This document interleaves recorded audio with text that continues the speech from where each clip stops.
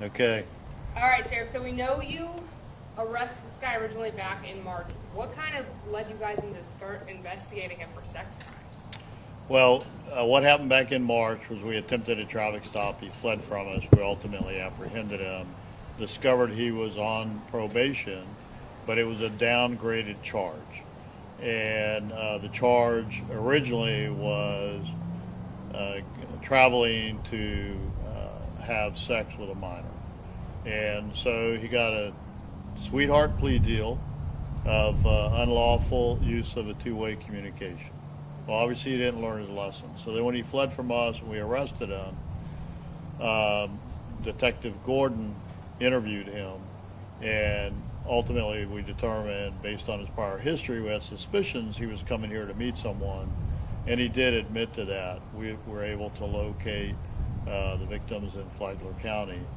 The detective worked with Orange County and Osceola County, which have victims also.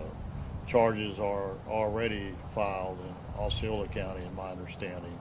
They're still investigating Orange County. So this guy is a serial predator preying on young females and pretending he's much younger than he is. Usually starts over TikTok, Snapchat, one of these social media sites that kids go to. And then ultimately he lures them into going out with him, and then ultimately having sexual activity with him. And so as far as I'm concerned, he's a sexual predator. He's preying on young girls. And we're sure there's other victims out there. They could be all over the country. I mean, we don't know at this point. How did you guys connect the dots to Orange and Osceola? Did you see things in the phone, or what kind of made that happen? Well, Detective Gordon may want to say something to that if she would like to. I have speculation. If we can have your first name too, real quick. Catherine, Kathron. Okay, and so if you can stand in front of the microphone. Sorry. So if you can just tell us, how did you guys connect the dots to Orange and Osceola? While we were investigating the original sex crime, we were going through his social media platforms, and we were able to discover multiple victims. What leads you to believe there are even more, or could be even more? Based off of other communications that we found in his social media, the reason that we were able to identify the other victims is because there was identifying information in their chats. There are multiple other girls that he was messaging with that I'm not sure of their ages. I'm not sure of any identifying information of them, but it's clear that they did meet. I know it can be scary for a teenager to come forward and admit that they did something like this, but what would you tell them to help them come forward? Unfortunately, they're not alone. It's very difficult to come through. I'm sure a lot of them are probably nervous to let their parents know that they were meeting with an adult. Now they know that he's an adult.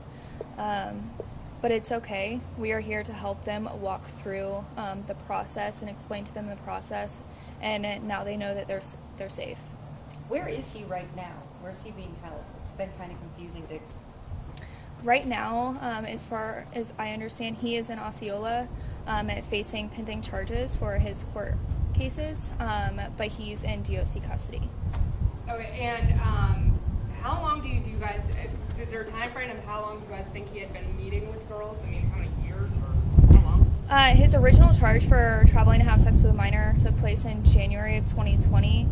The only records that I had available to me through the social media platforms started at the beginning of summer of 2022. So the victims that I was able to identify was only in that time frame. So I would just add that for victims to come forward, we understand they're young and they may be frightened. We have, and most agencies have, victim advocates. There's a whole support system for these victims. And so I would encourage them to come forward. And they will help us put this guy away, hopefully for the rest of his life, so he can't prey on other children. The other message that I would like to send is to the parents. The parents need to know what their kids are doing on social media, because this is a prime example of how predators prey on your kids. So you need to know, what are they doing, who are they communicating with on TikTok, Snapchat, all the other social media platforms that kids use, and certainly talk to them about the dangers of the internet and these social media platforms, because in the age of the internet and all these social media platforms, the predators aren't hanging out at the school bus stops anymore. This is the modern era of sex predators, and you can help prevent your child from becoming a victim.